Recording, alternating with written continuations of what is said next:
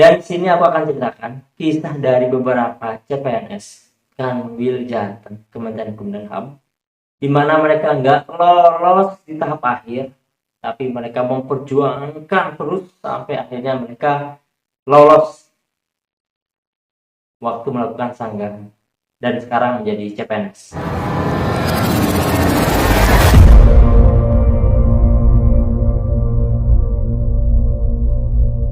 Assalamualaikum warahmatullahi wabarakatuh. Selamat malam teman-teman. Gimana nih kabar dari seleksi administrasi kalian? Coba dong kalian cerita, sejauh ini kalian tuh was-was atau ragu di bagian mananya? Mungkin kemarin tuh ada yang komentar, Bang gimana kalau kurang satu huruf untuk di nama? Terus ada yang bilang, Bang gimana kalau di tempat lahir itu kan ada dua tuh, yang di sini kartu informasi akun, tapi dia isinya salah satunya di kota lain berbeda, nggak sama sesuai dengan EKTP. Kalian coba cerita, kalian komentar di bawah. Mungkin yang kalian rasa kalian keliru saat menginput data atau upload dokumen atau mengisi surat lamaran dan pernyataan lain sebagainya, komentar di bawah. Kenapa? Aku ingin tahu nanti kalau setelah pengumuman seleksi administrasi, apakah kalian itu lulus? Sehingga bisa jadi mungkin acuannya, mungkin tapi ya, itu bisa jadi ditolerir kayak gitu kalau kesalahan yang minor gitu ya. Kalau kesalahannya minor, tapi kalau kesalahannya mayor atau fatal mungkin enggak. Tapi yang perlu kalian ingat, satu, masa sanggah itu adalah hanya untuk ketika kalian semua udah benar, udah lengkap, dan kesalahan tersebut ada di pihak panitia atau sistem. Kalau kelalaian ada di diri kalian, seandainya nanti kalian gugur, kalian nggak bisa lolos walaupun kalian telah melakukan masa sanggah atau melakukan sanggahan. Terus masa sanggah itu bukan waktunya untuk melengkapi berkas yang kalian kurang lengkapi. Contohnya, transkrip nilai mungkin kalian nggak upload. Terus kalian akan upload di waktu masa sanggah. Nggak begitu konsepnya. Gitu ya. Dan di sini aku akan ceritakan kisah dari beberapa CPNS Kanwil Jateng Kementerian Hukum dan HAM, di mana mereka nggak lolos di tahap akhir, tapi mereka memperjuangkan terus sampai akhirnya mereka lolos waktu melakukan sanggah dan sekarang menjadi CPNS. Kita akan masuk ke sana untuk ceritanya, tapi izinkan aku akan menceritakan pengalaman pribadi dulu untuk seleksi administrasi, yang mana tahun 2020 aku pernah ikut seleksi penyusunan jasa dan gak lolos di tahap administrasi. Kemudian aku melakukan sanggahan, yang mana itu keterangan waktu tidak lolos itu karena aku tidak melampirkan SK pangkat terakhir. Dari sana aku screenshot website ya, Simpek. Di Simpek itu kan ada data, yang mana aku screenshot bahwa aku telah mengupload SK terakhir kenaikan pangkatku dengan nomor seri sekian, tanggal sekian, bahkan sebelum mengakhiri pendaftaran di penyesuaian ijazah tersebut. Dan alhamdulillah kemudian lulus. Tahap selanjutnya aku lulus dan alhamdulillah lulus seleksi PI. Kayak gitu ya. Itu pengalaman pribadi.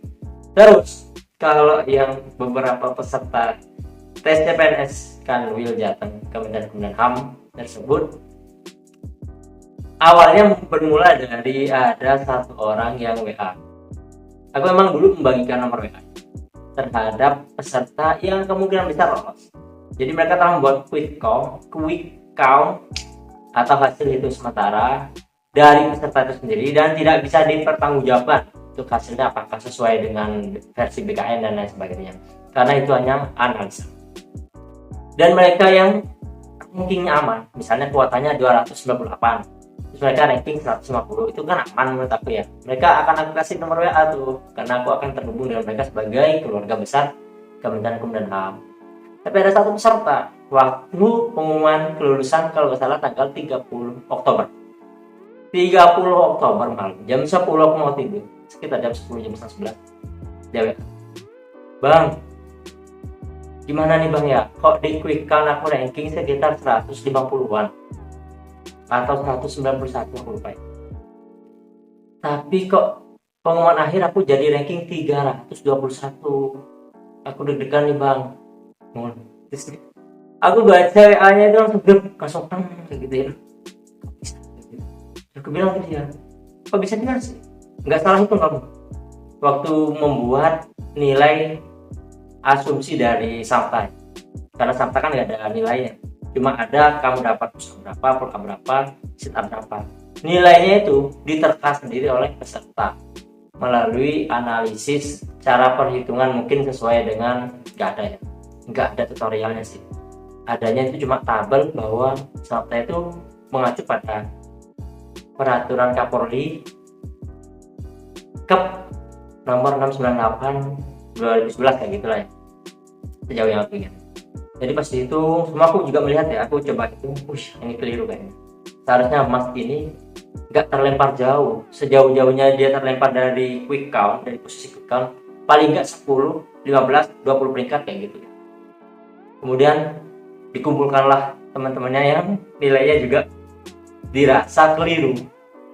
Akhirnya mereka melakukan sanggah, tapi di masa sanggah mereka ditolak atau dijawab itu bahwa untuk melakukan sanggahan terhadap nilai Samta harus dilakukan pada hari yang dilakukan tes Samta tersebut kayak gitu. Jadi harus di hari H mereka untuk melakukan sanggahannya. Akhirnya mentok ya, ada satu orang yang berangkat ke Jakarta, dia memperjuangkan ke BPSDM, ke Kementerian HAM pusat, terus ke BKN dan lain sebagainya. Terus menyusul lagi, ada satu peserta lagi yang menyusul. Kemudian mereka dijanjikan untuk di cross check lagi, suruh tunggu dulu, yang lainnya udah pada dapat SK, udah dapat pemberkasan, dan mereka hanya nunggu aja. Kemudian akhirnya mereka lulus CPNS, lulus susulan, ada SK susulan bahwa benar bahwa nilai mereka itu clear. Jadi semacam kayak entah sistemnya error atau mungkin ketika input data yang terjadi kekeliruan, jadi nggak tahu sistemnya, itu otomatis ketika input nilai Samta terus keluar nilainya, atau nilai Samta total itu di input perseorangan dari si verifikator kayak gitu, dari panitia. Dan akhirnya mereka lulus, alhamdulillah sekarang jadi CPNS di Kanwil Kementerian Hukum dan HAM Jawa. Imbas dari mereka lulus itu 9, kalau nggak salah 9 orang atau 6 ya, 6 orang atau 9 itu akhirnya 6 posisi terakhir atau 9 posisi terakhir itu akhirnya terlempar. Awalnya mereka lulus di pengumuman awalnya, pengumuman akhir itu di awal, terus akhirnya terlempar posisinya karena 6 peserta yang melakukan masa sanggah itu diterima masa sanggahannya diterima, dan mereka akhirnya tergeser. Kemudian nggak berhenti di sana, peserta yang terlempar entah 6 atau 9 aku lupa ya. Nanti kita akan live bareng, kita akan cerita bareng live bareng di Instagram atau di YouTube, biar kalian langsung mendengarkan ceritanya langsung dari yang bersangkutan. Jadi dari 6 orang atau 9 orang yang terlempar itu, setelah mereka dinyatakan lulus hanya karena diganti oleh si peserta yang melakukan sanggahan ini, akhirnya mereka melakukan sanggah juga, dan kebijakan dari BKN serta Kemenkumham akhirnya menambahkan kuota sehingga tidak ada yang dirugikan. Menambahkan kuotanya di ACC untuk ditambahkan entah 6 atau 9 peserta, sehingga tidak ada yang dirugikan dan mereka semua lulus dari masa sanggah. Mereka lulus dari sanggahan kayak gitu ya.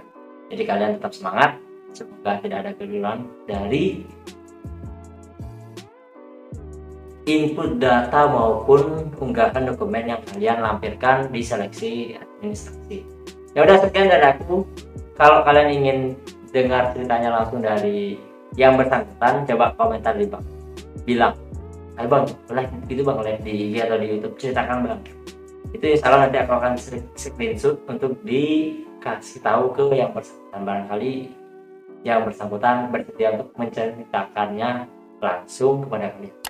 Oke, sekian dari aku. Wassalamualaikum warahmatullahi wabarakatuh.